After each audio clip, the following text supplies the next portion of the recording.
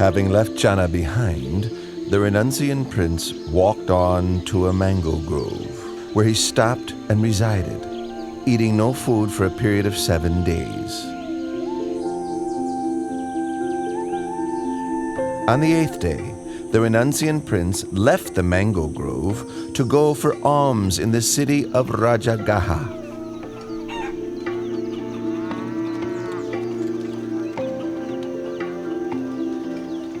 All the townspeople could see that this monk was different from other renunciants because of his radiant complexion and an ineffably calm demeanor.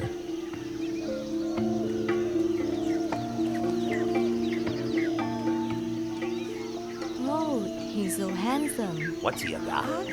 Wow, look at that one.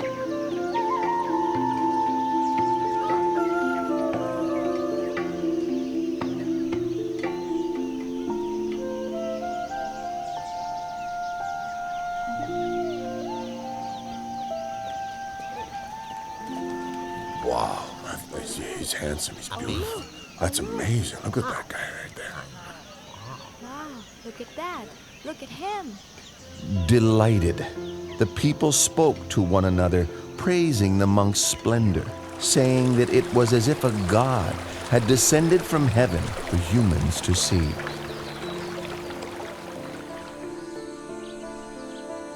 Once the renunciant had received a suitable amount of alms food, he returned to his place of rest. Sitting, the prince contemplated the motley food offerings within his alms bowl.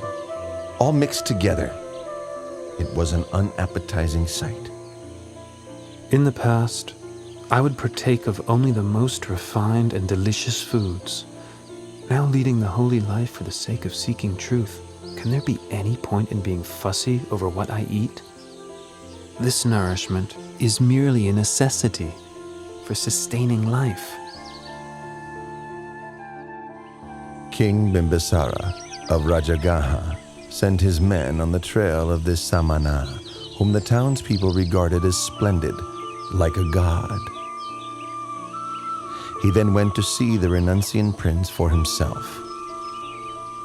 When King Bimbisara saw the dignified, peaceful demeanor of the young monk, he felt greatly inspired. Then, exchanging conversation with the Samana, the delight in his heart increased all the more.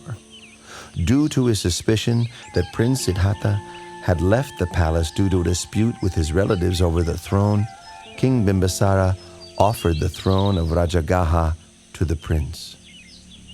But the prince refused the king's offer, having renounced his own throne, not due to a dispute, but in order to seek the way beyond suffering.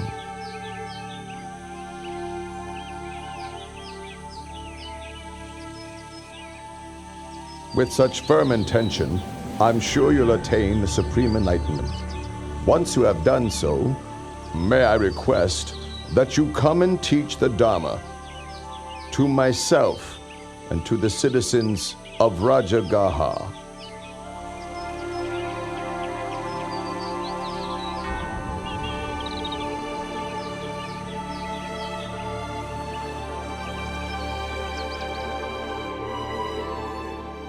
The renunciant prince traveled on to the hermitage of Alara Kalama in order to study and practice under him.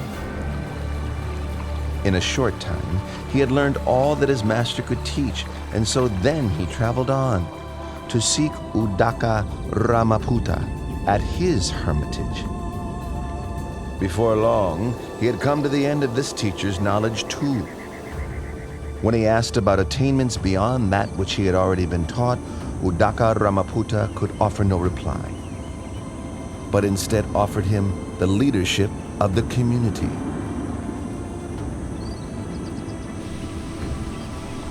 But when the Bodhisattva saw that what he had learned was not the way out of suffering he was seeking, he took his leave and moved on in order to continue his search for higher truth.